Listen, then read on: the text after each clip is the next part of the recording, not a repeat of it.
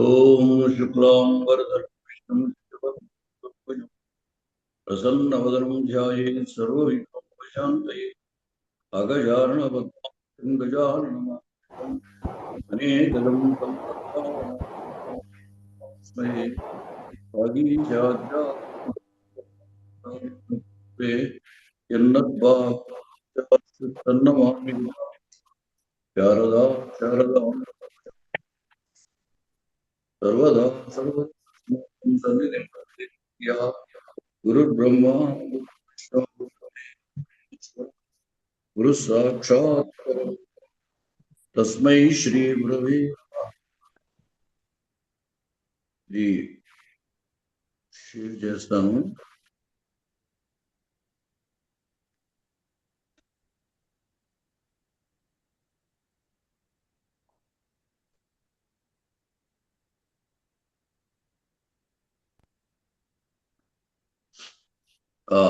ఇది కనపడుతుందా?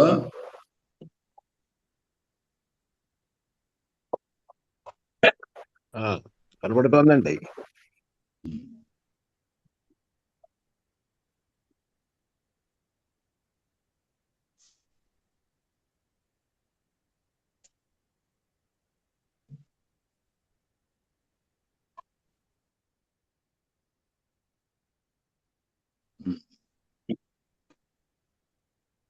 యోగంధరాయణుడు ఆ బ్రహ్మచారి నుండి ఒక్కొక్కటి ప్రశ్న వేసి వివరాలు తెలుసుకుంటున్నాడు. ఉదయనుడు ఆ విధంగా వాసవదత్త మరణించింది అని భావించి చాలా దుఃఖపడుతున్నాడు అని చెప్పాడు. అలా దుఃఖపడుతుంటే మంత్రులు ఎవరు ఆయన్ని సాధారణ స్థితికి తీసుకురావడానికి ప్రయత్నించలేదా? అయ్యో, ప్రయత్నించకపోవడం ఏమిటి? రుమణ్వంతుడు అనేటువంటి మంత్రి రాత్రింబవళ్ళ అర్థంతో ఉండి అతను ఉన్నట్టుగానే ఆహార విహారం కూడా అతనితోటి ఉంటూ రక్షిస్తున్నాడు తండ్రి అని చెప్పాడు. అప్పుడు వాసవదత్త అనుకుంటోందన్నమాట, దిష్ట్యా సునిక్షిప్త ఇదానీం ఆర్యపుత్ర, అంటే దైవాత్తు తన యొక్క భర్త మంచి వాళ్ళ చేతిలో, అంటే మంచి చోట, సునిక్షిప్త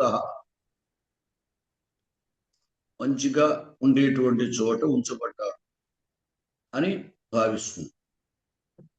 అప్పుడు యోగంధరాయణుడు తనలో అహో మహద్భారం ఉద్వహతి రుమణ్వాన్, రుమణ్వంతుడు చాలా పెద్ద భారాన్ని వహిస్తున్నాడు కదా. మహద్భారం, ఉద్వహతి మోస్తున్నాడు. ఎవరో రుమణ్వంతుడు. ఎందువల్ల అంటే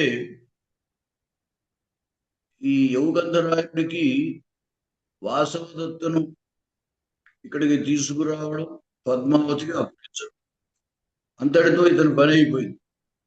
ఇంకా ఈ పైన యోగంధరాయుడి పని అయిపోయింది. కానీ రుమణ్వంతుడికి చాలా పెద్ద, వాసవదత్త మరణించింది అని ఆ ఉదయనుడు భావిస్తున్నాడు, బాధపడుతున్నాడు. అతన్ని మామూలు స్థితికి తీసుకురావాలి, ఈ పద్మావతి తోటి వివాహానికి ఒప్పించాలి. అంచేత అతని పట్ల చాలా భారం ఉందన్నమాట. అందువల్ల అనుకుంటున్నాడు యోగంధరుడు. కుతః, ఎందువల్ల అంటే ఆ రుమణ్వంతుడికి పెద్ద భారం అని ఎందుకన్నాము అంటే చెబుతాడు. సవిశ్రమో హ్యయం భార ప్రసక్తస్తస్య శ్రమ తస్మిన్ సర్వమధీనౌ యత్రాధీనో నర. సవిశ్రమ హి అయం భార, అంటే ఈ భారము అంటే తాను వహించినటువంటి భారం, అంటే యోగంధరుడి యొక్క భారం. ఇది సవిశ్రమ, అంటే విశ్రాంతితో కూడిన భారం. అందువల్ల ఇక్కడ వాసవదూతను అప్పగించే ఇప్పుడేం పని లేదు. మళ్ళీ చివరి దాకా మళ్ళీ వివాహం అయ్యాక వాసవదూతని ఆ ఉదయనుడికి అప్పగించేయడం అప్పుడు పని. అంతవరకు ఇతనితో పని లేదు కాబట్టి అతనికి విశ్రాంతి అనమాట యోగంధరాయుడికి. అంచేత తన యొక్క భారం అయం భార అంటే నేను వహిస్తున్నటువంటి ఈ భారము సవిశ్రమ, విశ్రమేణ సహిత సవిశ్రమ అంటే విశ్రాంతితో ఉన్నది. అతనిదైతే మాత్రం చాలా పెద్ద భారం. ప్రసక్త తస్య తు శ్రమ, అతడికి ఆ రుమణవంతుడికి శ్రమ ప్రసక్త అంటే చాలా శ్రమ ప్రసక్తమైంది. అంటే శ్రమ అతనికే కలుగుతుంది, అతనికే ఏర్పడింది అనుకున్నాడు. తస్మిన్ సర్వ అంటే తస్మిన్ సర్వమధీను ఎత్ర అధీనో నరాధిప. ఎందుకంటే రాజుని జాగ్రత్తగా చూసుకోవలసినటువంటి బాధ్యత బ్రహ్మణవంతుడి మీద పడింది. అంచేత ఎత్ర ఎవని ఎందైతే నరాధిప అధీన, నరాధిపుడు అంటే రాజు ఉదయుడు అధీనంలో ఉన్నాడు. ఎవరి అధీనంలో ఉన్నాడు? ప్రస్తుతము బ్రహ్మణవంతుడు అధీనంలో చూసుకుంటాడు.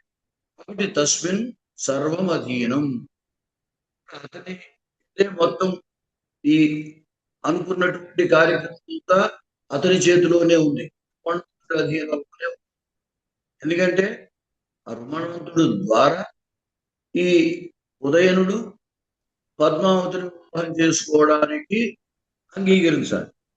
అలా అంగీకరించి ఆ వివాహం అయితే మళ్ళీ ఉదయనుడు చక్రవర్తి అవుతాడు, తన రాజ్యాన్ని తాను పొందుతాడు. కాబట్టి ఈ రాజు ఉదయనుడి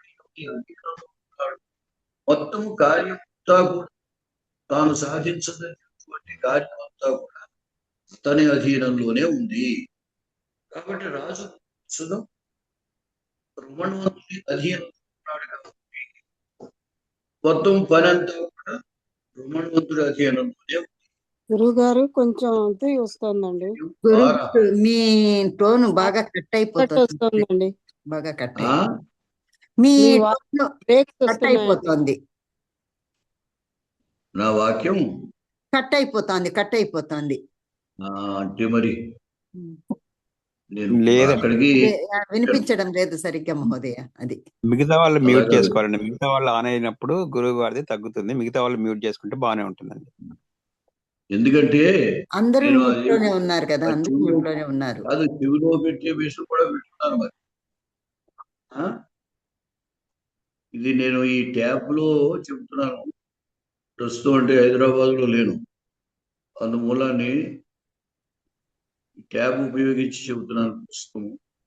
ఇప్పుడు బాగానే ఉంది గురుగారు. ఇందాక వేరే ఇద్దరు వేరే ఆయన మ్యూట్ లో లేరండి. అందువల్లే బ్రేక్స్ వస్తున్నాయేమో. మన్యం అనే ఆయన. సరే, ఈ వాటికి మరి కొంచెం ఈ ఇబ్బంది ఉన్నా సహించండి. మళ్ళీ వారం కావస్తే మళ్ళీ ఇంకొంచెం పునశ్చరణ మళ్ళీ చెప్తాను కావచ్చు. సరే, సవిశ్రమోహి అయం భార అంటే తాను వహించేటువంటి ఈ భారము సవిశ్రమ విశ్రాంతితో కూడింది. ప్రసక్త తస్యతు శ్రమ, తస్యతు అంటే ఆ రుమణవంతుడికైతే శ్రమ ప్రసక్త చాలా శ్రమ అతడికి కలిగింది.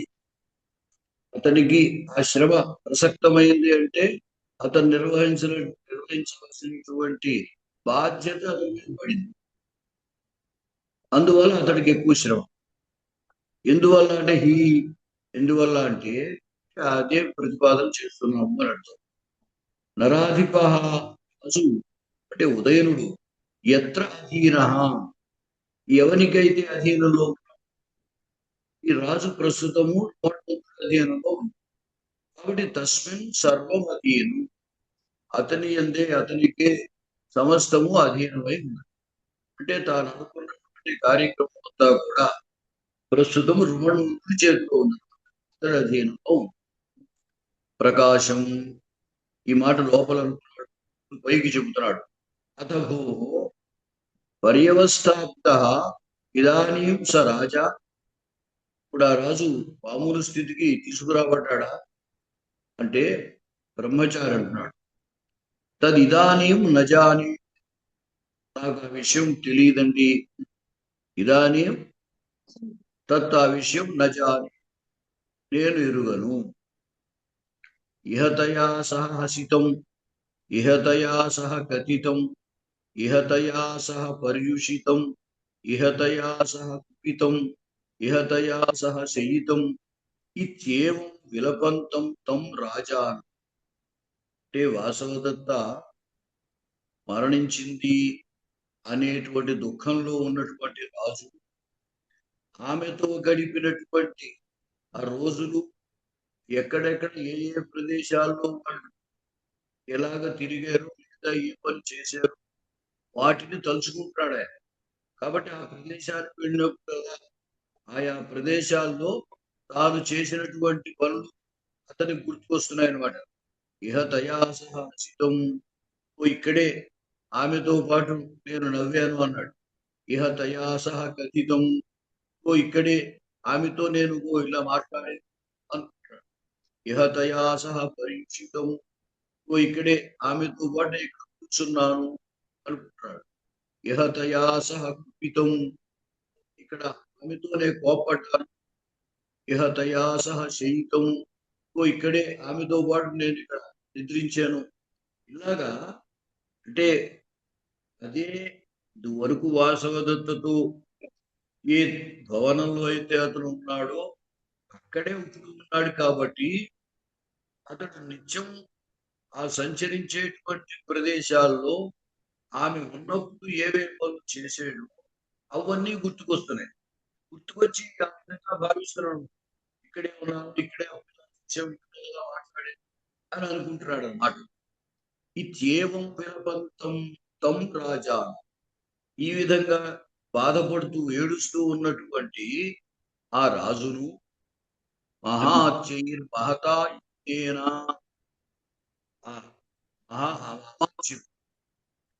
రాజానం మహాచైహి మహత్యేన, ఆ మంత్రులు ఏం చేశారన్నమాట, పెద్ద ప్రయత్నం చేత తస్మాత్ గ్రామాత్ గృహీత్వా ఉపక్రాంతం, ఆ ఊరిని ఇంకో చోటు తీసుకెళ్ళిపోయారు. ఎందువలంటే వాసంతో ఉన్నటువంటి చోటే ఉన్నట్టయితే ఆ రాజు ఆ దుఃఖం నుండి ఇంకా బయటపడ్డాడు. అవే గుర్తుకొస్తూ ఉంటాయి. అంచేత ఏం చేశారు, వాళ్ళంతా కూడా పెద్ద ప్రయత్నం చేత ఆ మంత్రులందరూ కూడా వేరొక చోటికి తీసుకెళ్ళిపోయారు అని చెప్తాడు. తతో నిష్క్రాంతే రాజని, ఇంకా ఆ రాజు ఊరి నుండి ఆ పట్టణం నుండి వెళ్ళిపోయిన తర్వాత రోషిత నక్షత్ర చంద్రమే నక్షత్రములు అంతరించినటువంటి రోషిత నక్షత్ర చంద్రమివ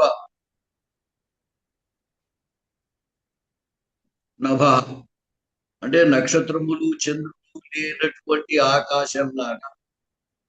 ఆకాశం శూన్యంగా ఉంటుంది, నక్షత్రాలు చంద్రుడు ఉంటే ఆకాశం అందంగా ఉంటుంది, అవి లేకపోతే శూన్యంగా ఉంటుంది.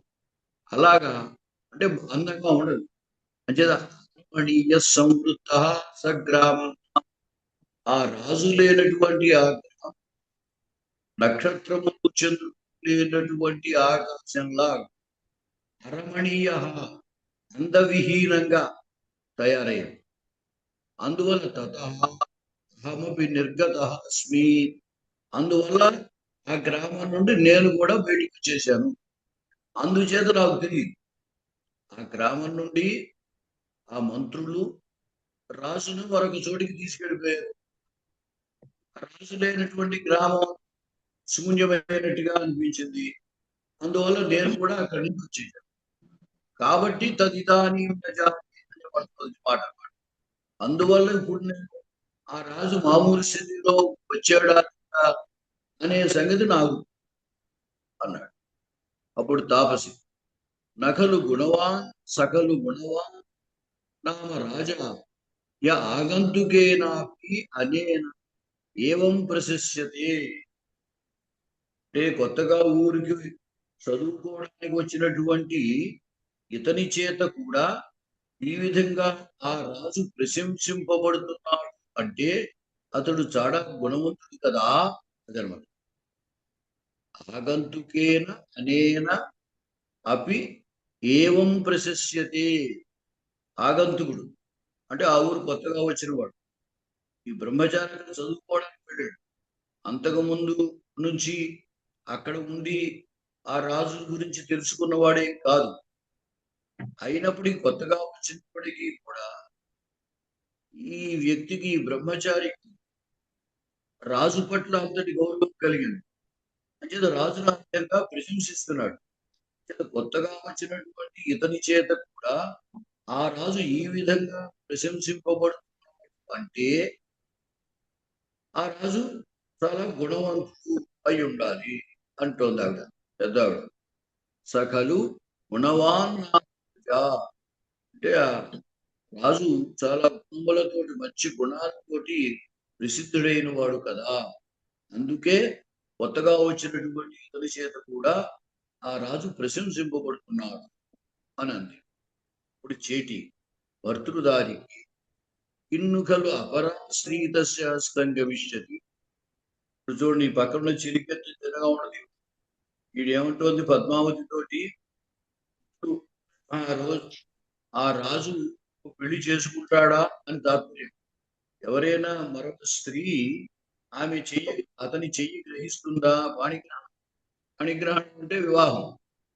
చేత కిన్నుకలు అపరా స్త్రీ వేరొక స్త్రీ తస్య హస్తం గమిష్యతి కిం అన్నమాట. అతని యొక్క చేతిలోకి ప్రవేశిస్తుందా అంటే అన్నమాట. అతని చేతిలో ప్రవేశించడం అంటే అతని చేత స్వీకరింపబడుతుందా? భర్తృదారికి అంటే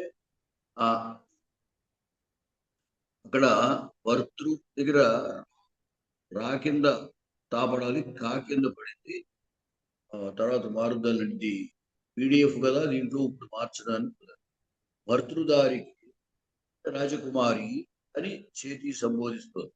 ఇన్నుకలు అపరా స్త్రీ తస్య హస్తం గమిష్యతి అంటే వేరొక స్త్రీ అతని చేతిలోకి వెళుతుందా అంటే అతన్ని వివాహం చేసుకుంటుందా అంటే వేరే మామూలుగా తిరగేసి అర్థం చేసుకుంటే అతడు మరొక వివాహం చేసుకుంటాడా అన్నట్టుగా. అయితే అతడు చేసుకుంటాడుగా ఈ తెలివిగా ఏం చేసింది, పద్మావతి తోటి ఈ చెలికత్తి తెలివిగా ఏమంటుంది, మరొక స్త్రీ అతని హస్తాన్ని స్వీకరిస్తుందా అని అడిగింది. అంటే ఏమిటంటే ఒక వివాహం అయ్యి భార్య మరణించినటువంటి వ్యక్తిని ఎవరైనా స్త్రీ వివాహం చేసుకోవడానికి ఇష్టపడుతుందా అన్నమాట. ఉద్దేశ్యంతో అడిగింది అన్నమాట. అంటే పద్మావతి ఆత్మగతం తనలో మమ హృదయేన ఏవ సహమంత్రితం. ఏవా కాదులండి, అక్కడ కూడా ఇవా. మమ హృదయేన ఇవ సహమంత్రితం అంటే నా హృదయంతో మాట్లాడినట్టుగా ఉంది. అంటే తన అభిప్రాయం అటువంటి అభిప్రాయం కలిగింది. అందుచేత నా ఈ చెలికత్తి నా మనస్సుతో మాట్లాడినట్టుగానే ఉంది అంటే తన మనస్సులో మాత్రం చెలికత్తి ఇప్పుడు పైకంది అనే అభిప్రాయం అన్నమాట. బ్రహ్మచారి ఆపృచ్ఛామి భవంతు గచ్ఛామస్తాము. అయ్యా మీ అందరి దగ్గర అనుమతి అడుగుతున్నాను.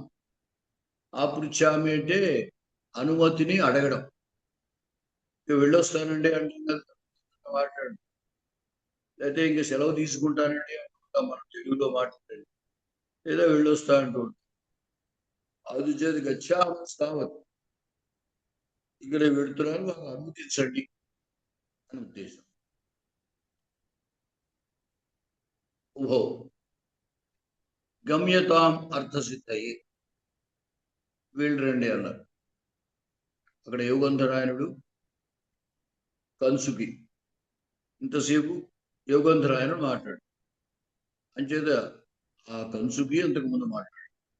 వాళ్ళిద్దరూ కూడా గమ్యతాం అర్థసిద్ధయే, ఈ యొక్క కార్యం సిద్ధించడం కొరకై వెళ్ళబడుగాక అంటే మీరు వెళ్ళండి అని తాత్పర్యం. బ్రహ్మచారి తథాస్తు అలాగే అని చెప్పి ఆయన వెళ్ళిపోయాడు నిష్క్రమించాడు.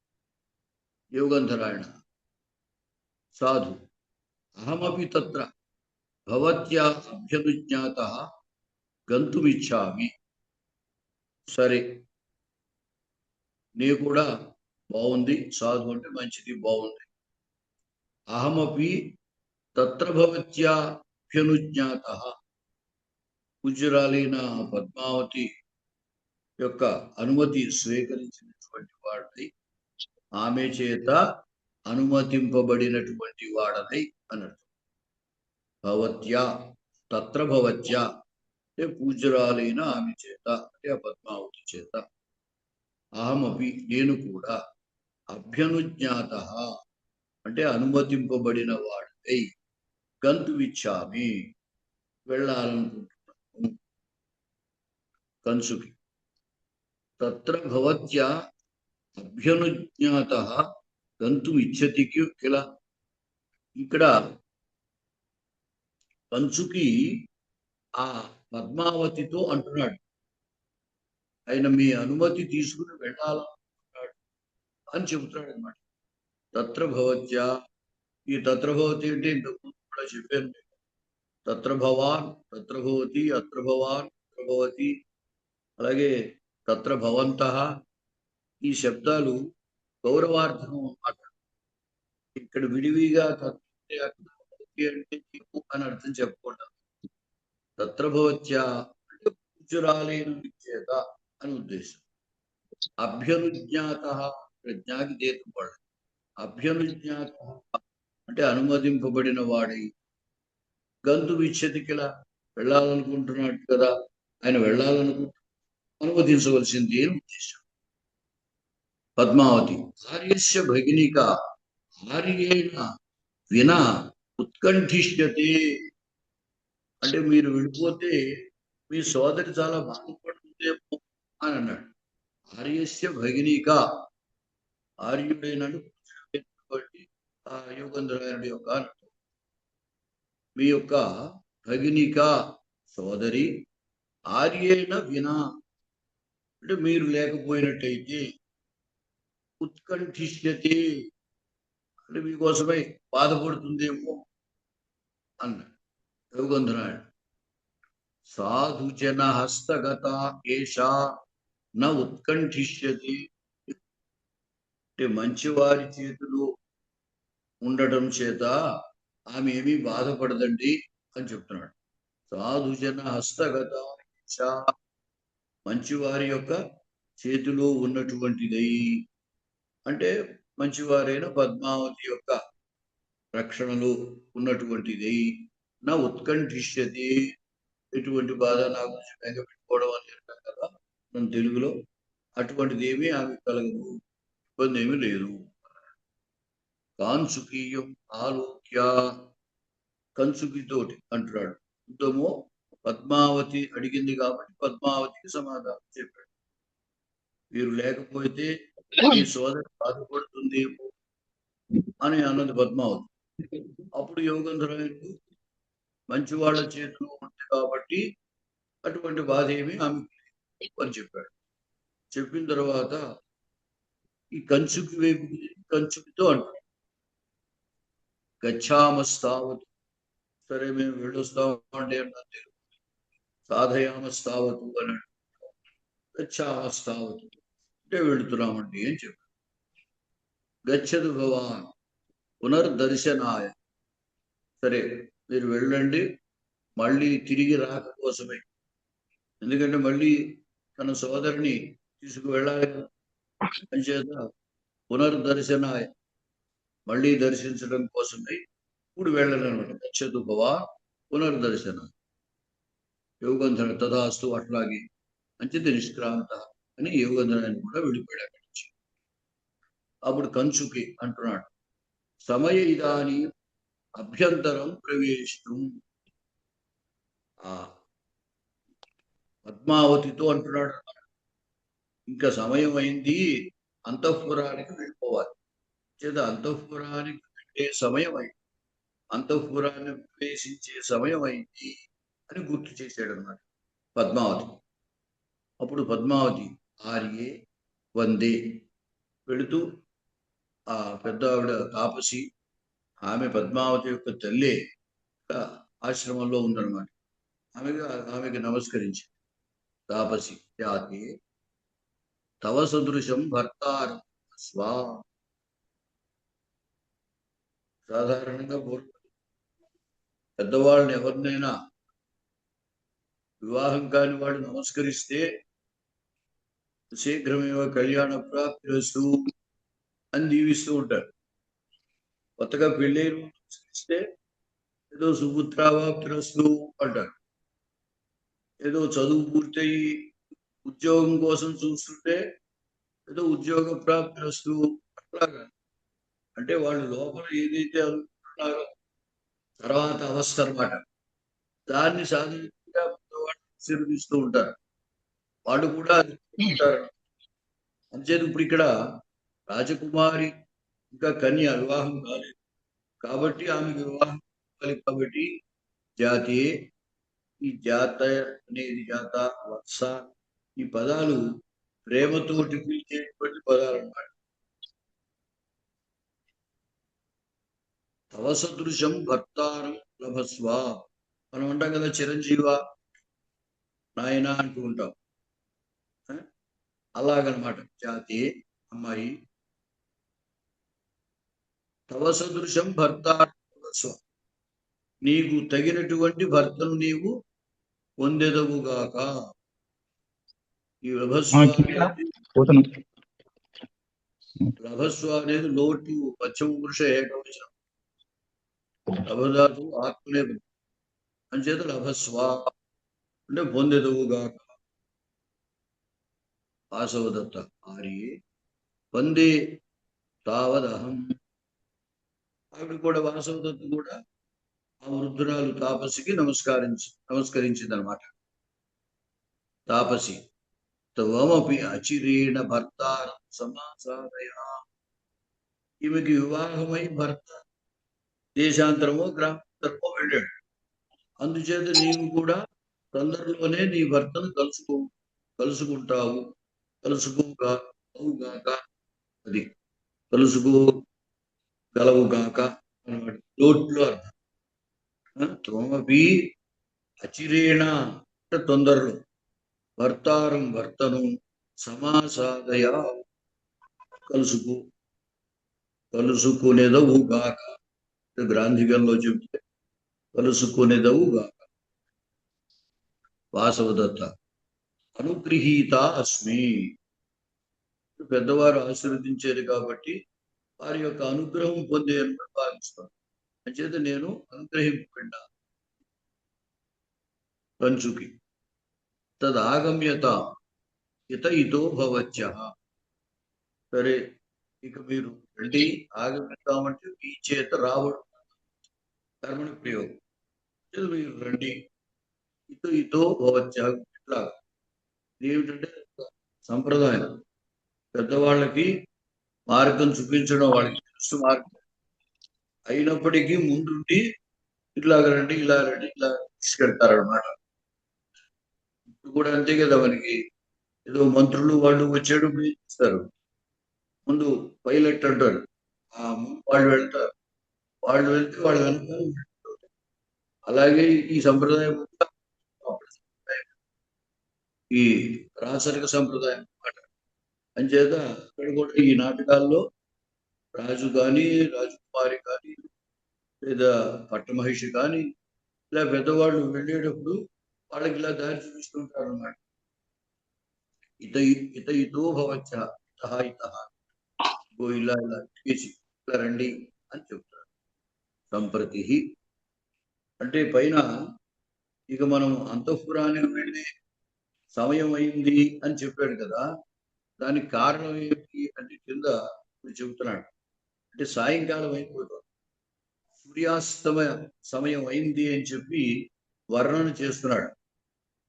ఖగావాసు పేత సలిలమవగాఢో మునిజనః ప్రదీప్తోగ్నిర్భాతి ప్రవిచరతి ధూమునివనం పరిభ్రష్టో దూరా రవిరపి సంక్షిప్తకిరణః రథం వ్యావర్త్యాసౌ ప్రవిశతి శనైస్తశిఖరం. సూర్యాస్తమయ సమయానికి ఏ ఏ సన్నివేశాలు జరుగుతాయో అవి చెబుతున్నాడు. ఖగాః వాసుపేత, పక్షులన్నీ కూడా, ఖగము అంటే పక్షి, ఖం అంటే ఆకాశం, ఖే గచ్చతీతి ఖగః ఆకాశంలో వెళ్ళేది అని అర్థం. మీకు ఈ ఖగ శబ్దము సూర్యుణ్ణి చెప్పేటప్పుడు కూడా ఖగః పూషా స్థిమాన్ అని ఆ సూర్యుడు కూడా ఖగః అంటే ఆయన కూడా ఆకాశంలో సంచరిస్తాడు. ఇక్కడ పక్షులు ఆకాశంలో సంచరిస్తాయి. అంచేత ఖగా అంటే పక్షులు.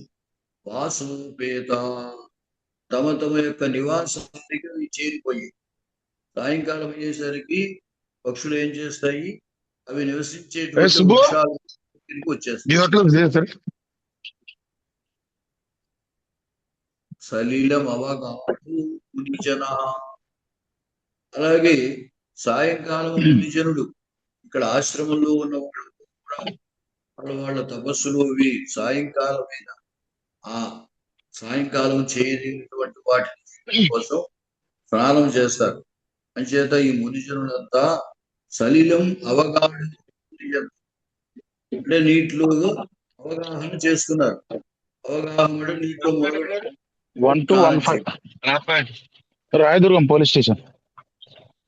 అయితే కొంచెం అమౌంట్ తక్కువ చూపించిన వారం 60 కిలోమీటర్ 100 రూపీస్ ఇస్తాయి. రెగ్యులర్ పోయేదే కదా నేను రోజు సిటీలోకి వెళ్ళి పెట్టుకోండి. అదే చెప్పండి. పెట్టుకోండి. ఉందండి మన్యం గారు, మెనేజ్ కూడా ఏమి ఏదో ఆన్ చేశారు, అది పెట్టుకోండి. సరే సరే అండి, ఓకే సారీ. సరే.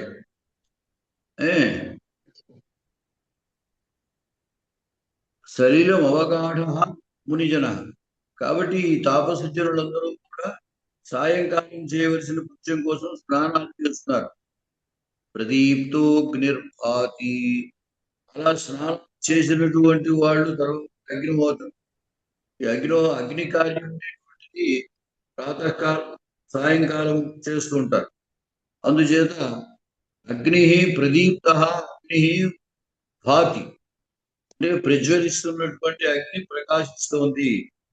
అలాగే ప్రవిచరతి మునివనం, ఈ అగ్నిహోత్రం దాంట్లో వేసేటువంటి ఆహుతులు అటువంటి మనకు వస్తుంది.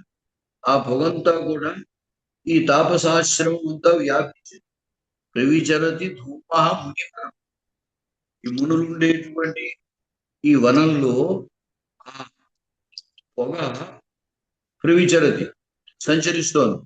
అంటే అగ్నిహోత్రాలు చేస్తున్నారు కాబట్టి దాని నుండి వచ్చేటువంటి పొగ ఆశ్రమం అంతా వ్యాపిస్తుంది.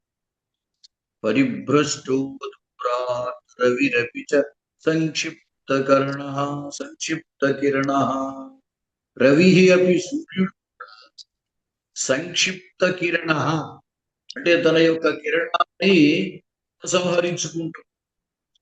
సూర్యుని యొక్క ఆ కిరణములు సాయంకాలం అయినటువంటి ఆ కిరణం అంతకు ముందు మధ్యాహ్నము లేదా ఉదయాన్ని ఆ కిరణములు ప్రసరిస్తూ ఉండడం అనేది మనకి కనపడుతుంది.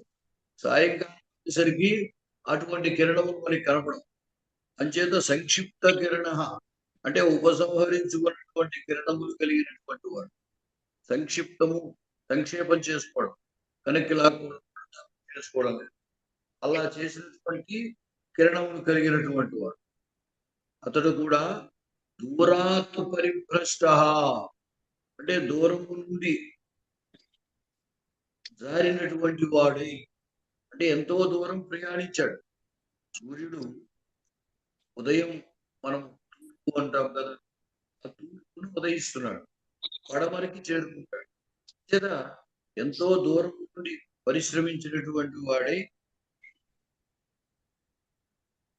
రథం యావర్త్య, రథాన్ని వెనక్కి తిప్పడం. రథం యావర్త్య అంటే ఇంక ముందుకు వెళ్ళకుండా తిప్పినటువంటి వాడై సౌ శనై మెల హస్తశిఖరం ప్రవిశతి, హస్తాచలాన్ని ప్రవేశిస్తున్నాడు.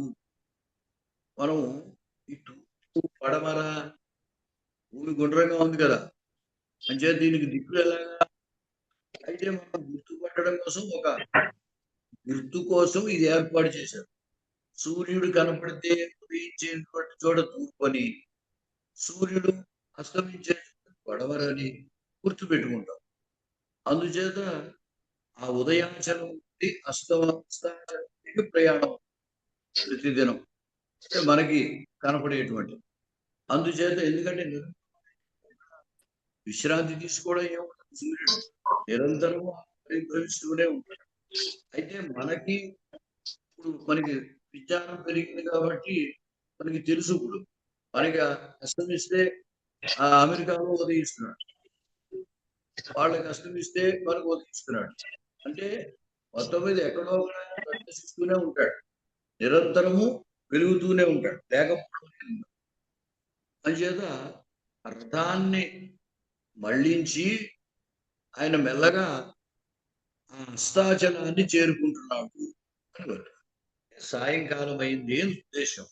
సాయంకాలం అయింది, చీకటి పడుతుంది కాబట్టి ఈ అంతఃపుర స్త్రీలు కాబట్టి అక్కడి నుంచి ఆశ్రమానికి వచ్చాం మనం, కాబట్టి ఇంకా అంతఃపురంలో ప్రవేశించే సమయం అయిపోతుంది అని పైన కంచుకి పద్మావతికి అందుకోసం చెప్పాడు అనమాట. దానికి కారణం అది, సాయంకాలం అయిపోతుంది, ఇంటికి చేరుకోవాలి. పైన ఎవరు వాళ్ళు సాయంకాలం అయితే పక్షులు తమ తమ నివాసాలకు చేరి, అలాగే సాయంకాలం ఈ మునులు కూడా సాయంకాలం చేయవలసినటువంటి కృత్యం కోసం స్నానాలు చేస్తున్నారు, అలాగే సాయంకాలం చేయవలసిన అగ్నిహోత్రం చేస్తున్నారు. సూర్యుడు కూడా సాయంకాలం అయింది కాబట్టి అస్తాచలానికి వెళ్తున్నాడు. అంచేత మనం కూడా ఇంటికి వెళ్ళిపోదాం అన్నాడు అన్నమాట. నిష్క్రాంత సర్వే ఇది ప్రథమోంక. ఆ విధంగా అయిన తర్వాత అందరూ నిష్క్రమించారు. ఈ ప్రథమాంకం ఇప్పటితో అయిందనమాట. గురువు గారు, ఖగహ అంటే సూర్యుడు అనే దాన్ని కూడా చెప్పారు, కొంచెం అది చెప్పరా? ఖగహ అంటే సూర్యుడు అనే అర్థం కూడా ఉందాం. దానికి విగ్రహవాక్యం ఎలాగ మహోదయ? కే ఖే గచ్చతి ఇది ఖగహ, ఏ గచ్చతి ఇది ఖగహ. ఖ అంటే ఆకాశం అని చెప్పాను కదా, ఖం నపుంసలింగం. దానికి వ్యాకరణంలో సప్తమ్యాం జనేర్డః ఉంటుంది. మహోదయ సప్తమ్యం? సప్తమ్యాం జనేర్డః అంటే సప్తమ్యంతం పదంగా ఉండగా జన్ అనే, అలాగే జన ధాతువుకి డహ అనే ప్రత్యయం వచ్చింది. ఆ ప్రత్యయము ఇలాగా గమ్ముల ధాతు మీద కూడా వస్తుంది అనమాట. అంచేత హే గచ్చతి అన్నప్పుడు హే అనేది సప్తమ్యంతం. సప్తమ్యంతం ముందు చెప్పినప్పుడు, పదంగా చెప్పినప్పుడు ఆ ధాతు మీద డా అనే గమ్ము మీద డా వస్తే గమ్ము డా మధ్యలో ఈ డా ఉంటుంది. ఈ గమ్ములో ఉన్న అమ్ అనేది లోపించిపోతుంది. అంచేత ఖగహ అని తయారవుతున్నాను. అలాగే మహోదయ. సరే గురుగారు, చెప్పండి. అవగాహ అవగాఢ రెండిటికి అర్థం ఒకటేనండి? ఏమిటంటారు? అవగాహను అవగాఢ రెండు అర్థం ఒకటేనండి? అవగాహం అంటే ములగడం, అది అవగాహ అన్న గాఢ అన్న ఒకటేనా? అవగాహన ఒకటి. ఓహో, అలాగే. ఒకటేమో ఘై ప్రత్యాంతం, ఒకటేమో లిట్టు ప్రత్యాంతం, అంతే తేడా. రెండింటికి అర్థం ఒకటే. అస్తు మహోదయ, అలాగే. గురువు గారు ఆ, ఇప్పుడు ముందుకే యావత్త సమయం ఉంది, ఇంకా అసౌ టైం కదా. ఉంది కాబట్టి అంటే మనం ఇంకా ముందు చెప్పుకోవచ్చు. ఇంకా 7, 11 అయింది, 7:30 దాకా చెప్పుకోవచ్చు. ఆ? సరే, ఇంకా ఏమిటి సందేహం ఏమైనా ఉందా? అవునండి, రథం వ్యావర్త సౌ అని ఉందండి. అక్కడ ఏంటి అర్థం ఏమిటి? రథం రథం వ్యావర్త్య అసౌ కదా. అసౌ ఆ, ప్రవిశతి. అంటే ఈ అసౌ అంటే ఈ సూర్యుడు రథం వ్యావర్త్య, వ్యావర్తనం అంటే వెనక్కి తిప్పడము, మళ్లించడము అని అర్థం. అంటే రథాన్ని మళ్లించాడు అని. ఇంకా ముందుకు వెనక్కి వెళ్ళకుండా హస్తాచలంలో వెళ్ళిపోతాడు. అది అంటే అస్తమించేటప్పుడు ఆ విధంగా రథం వెనక్కి తిప్పాడునా అర్థం. ఏటమ్మా? సూర్యుడు అస్తమించినప్పుడు ఆ రథం వెనక్కి తిప్పాడనా? అంతే కదా మరి. ఇప్పుడు ఆయన వచ్చినప్పుడు ఏం చెబుతుంటారు? మనం ఏకచక్ర ఒకే చక్రం శోభులు రథం మీద ప్రయాణిస్తున్నాడు చెబుతాం కదా. అవునండి. అంచేత ఆ రథాన్ని ఇంకా మళ్లించడం ముందు ప్రయాణం ఆచరించడం. అది ధన్యవాదాలు. అంటే ఊరికే మనకి కనపడేటువంటి దాన్ని కవులు వర్ణిస్తున్నారు.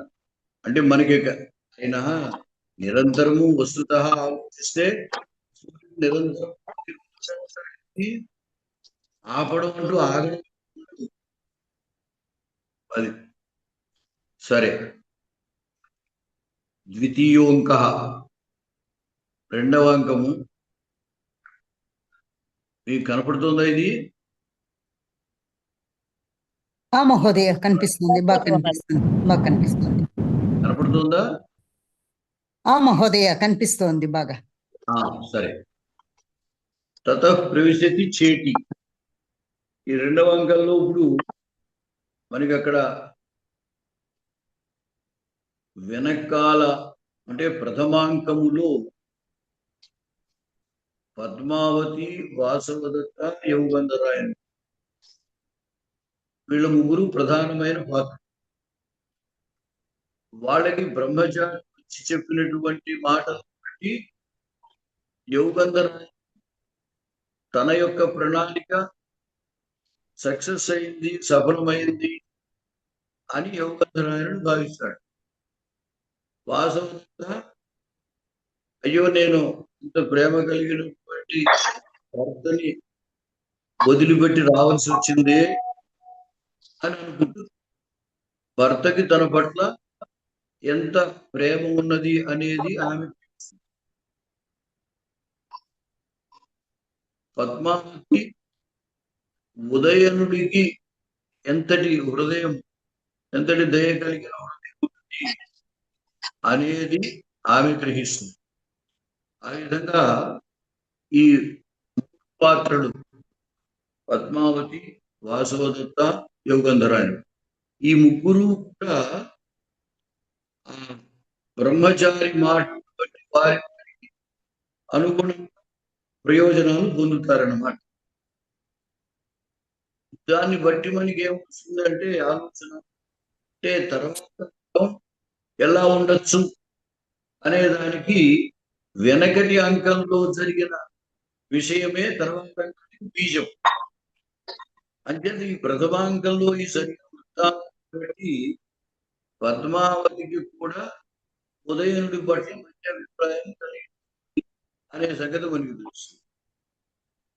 తతః ప్రవేశించి చేటి, ఇక్కడ చిరికెత్తి ప్రవేశించి అనుకుంటోంది. కుంజరికే ఇంకొక చిరికెత్తి పేరు అనమాట ఆ కుంజరిక అని.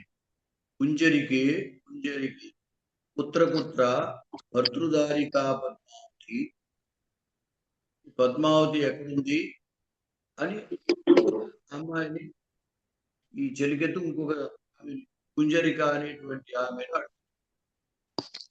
ఇదొక ఇప్పుడు మనం చదివేటువంటిది ఒక టెక్నిక్ నాటకాల్లో. దీన్ని ఆకాశ భాషణం అంటారు. ఆకాశ భాషితం అంటే మామూలు దాని అర్థం ఏంటంటే ఆకాశంలో మాట్లాడు. ఆకాశంలో మాట్లాడితే ఎదురుగా మనిషి లేకపోయినా మనిషితో మాట్లాడే పూర్తిగా సంభాషణ ఉంటుంది. అవతల వ్యక్తి మాట్లాడే ఈ మొదట మాట్లాడే అవతల వ్యక్తి చెప్పిన మాటకు కూడా ఒకసారి దానికి సమాధానం వీడు చెబుతూ ఉంటుంది. అలా ఎదురుగా మనిషి ఉన్నట్టుగా మాట్లాడడం, అలా మాట్లాడితే దాన్ని ఆకాశ భాషితము అని అంటారు. ఇప్పుడు ఉదాహరణకు మనం ఫోన్లో మాట్లాడే నాటకాలు చూస్తుంటారు. నాటకాల్లో ఫోన్ చేయాలనుకోండి, మనకి ఎదురుగా అతడు మాట్లాడటం మనకి వినపడుతుంది, కానీ అవతల వ్యక్తి కనపడ అవతల వ్యక్తి ఎవరితో మాట్లాడటం తెలియదు. అందుచేత ఈ రంగస్థలం మీద ఉన్నటువంటి నటుడు ఏం చేస్తాడంటే, తాను ముందు ఏదో మాట్లాడి అవతల వాడు ఏమంటున్నాడు అది హెచ్చరిస్తాడు. రేపు వస్తావా, అయితే రా అంటాడు. అంటే రేపు వస్తాను అని వాడు అవతల దాన్ని మనకి తెలియజేయాలని చూసేటువంటి ప్రేక్షకులకి అవతల వ్యక్తి కనపడ్డది, అతని మాటలు మనకి తెలియవు, ఫోన్లో మాట్లాడుతున్నాడు. కాబట్టి ఫోన్లో మాట్లాడినప్పుడు ఏమవుతుందండి, ఎక్కడ ఎవరు ఎదురుగా మనకి ఫోన్ మాట్లాడుతున్నాడు, ఇతడి మాటలే మనకి తెలుస్తాయి. అంచేత అవతల వాడు ఇప్పుడు మనకి తెలియాలంటే ఇక్కడ ఉన్నవాడు ఏం చేస్తాడు, అవతల వాడి మాటలు కూడా వీడు అని తర్వాత దానికి సమాధానం వీడు చెప్తాడు. అదనమాట ఇక్కడ చూడండి. ఇప్పుడు ఈ చెలికత్తి ఈవిడ ప్రవేశించి ఇంకో ఆమెని పిలుస్తోంది. కుంజరికి పుత్రపుత్ర భర్తృదారిక పద్మావతి అని అడిగింది. భర్తృదారిక రాజకుమారి పద్మావతి ఎక్కడ ఉంది అని అడిగింది. అడిగితే ఆమె సమాధానం చెబుతుంది. అది అవతల వ్యక్తి ఏం సమాధానం చెప్తుందో ఈవిడ తర్వాత చెబుతోంది. కింభణసి ఏమంటున్నావు, ఏషా భర్తృదారిక కందుకేన క్రీడతి. ఈ రాజకుమారి ఏం చేస్తుందట, మాధవీ లతా మండపం ఉద్యానవనంలో లతా మండపం, ఆ లతలతోటి ఉన్నటువంటి మండపం అన్నమాట. దాని పక్కన బంతి ఆడుకుంటుంది. ఎవరు, ఈ భర్తృదారిక పద్మావతి. కందుకేన క్రీడతి, బంతితో ఆడుకుంటుంది అని అవతల వ్యక్తి చెప్పింది అన్నమాట.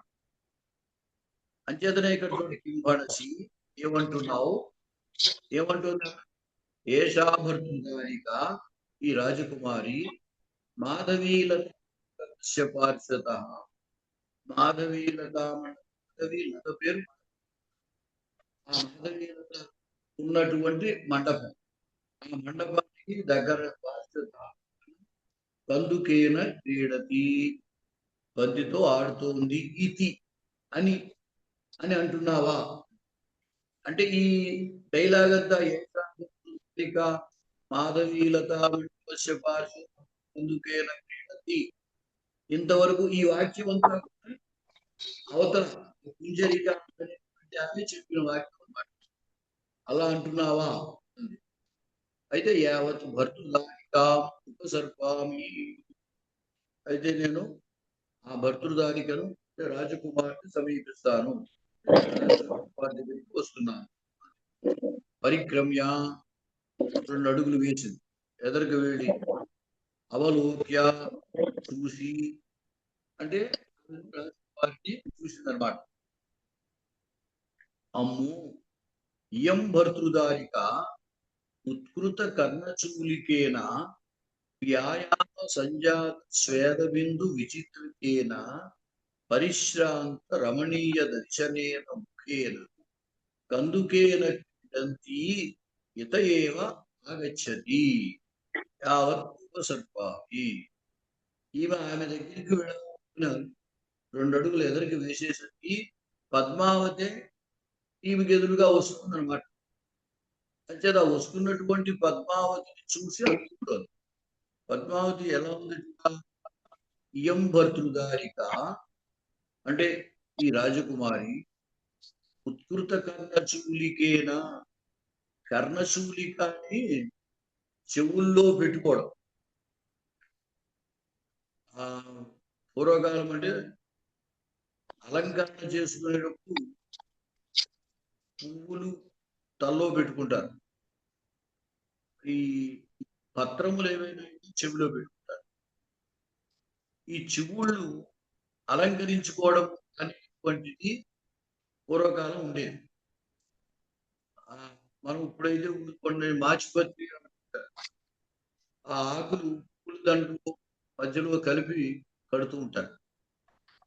పూర్వకాలం ఈ చెట్ల యొక్క చిగుళ్ళు వాటిని అలంకరణ చేసుకునేవారు. ఆ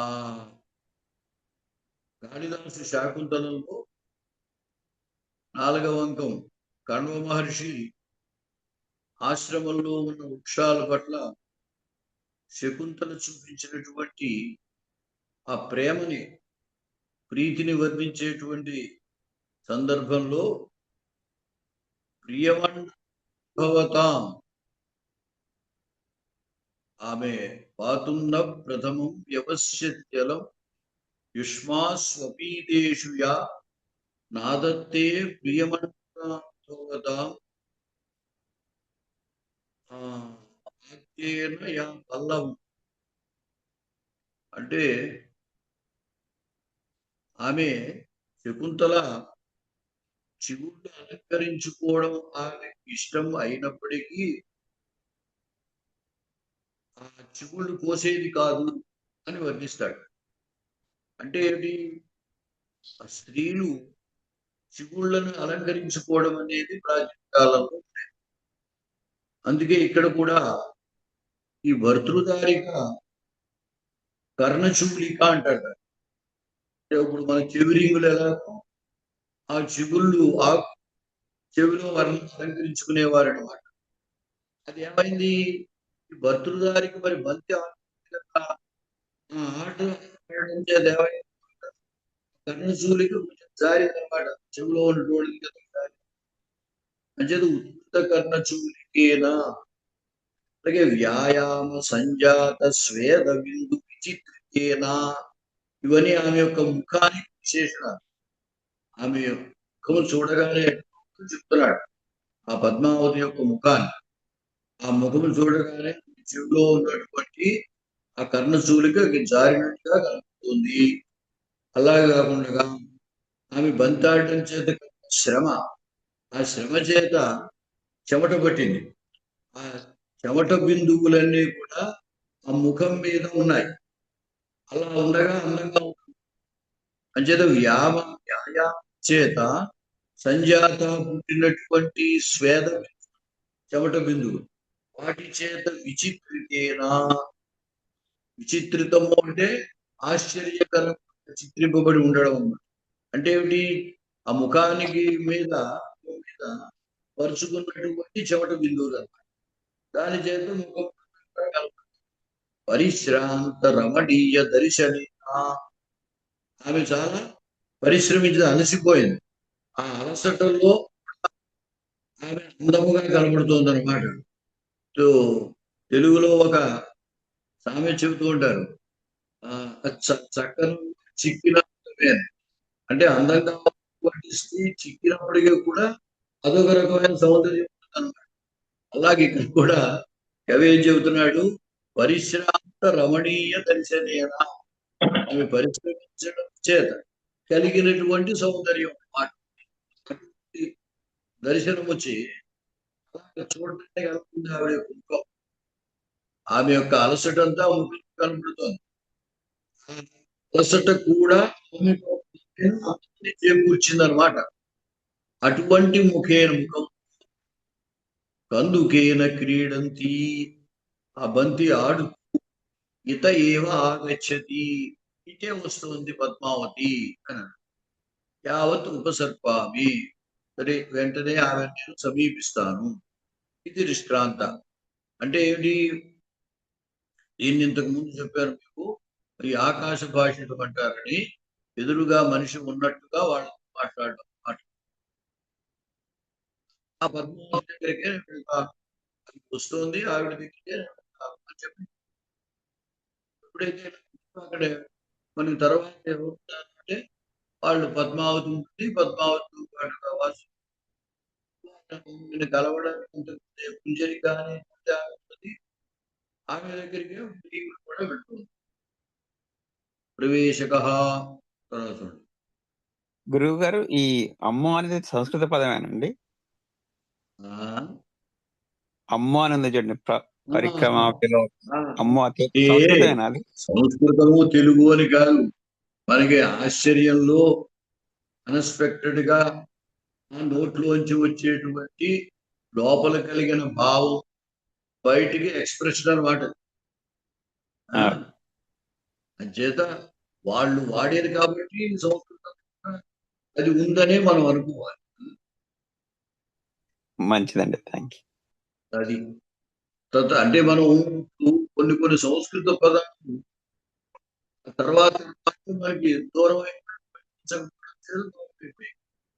తెలుగులో కూడా కదా ఉన్నాయి కదా, తెలుగు పదాలు ఉన్నప్పటికీ మనం వాటిని ఇప్పుడు వాడట్లేదు. అలాగా సంస్కృత పదాలు కొన్ని ఉన్నప్పటికీ అవి వాడుకలోంచి పోయే కొన్ని కావ్యాలు దీంట్లో ఉన్నాయి. ఈయన భాషలు బాగా ప్రాచీనం కాబట్టి ఈయన దాంట్లో అటువంటివి దొరుకుతాయి.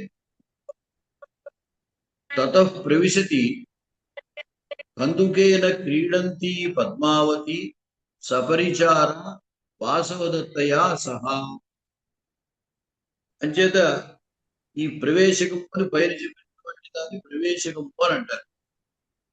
ఈ నాటకంలో అంటే మీకు నాటక లక్షణాలు నేను చెప్పలేదు, అదంతా కొంచెం లిటరేచర్కి సంబంధించిన అలంకార శాస్త్రానికి సంబంధించిన అంశాలు. అంత పెద్దగా మీకు వాటి అవసరం ప్రస్తుతం లేదని నేను చెప్పలేదు.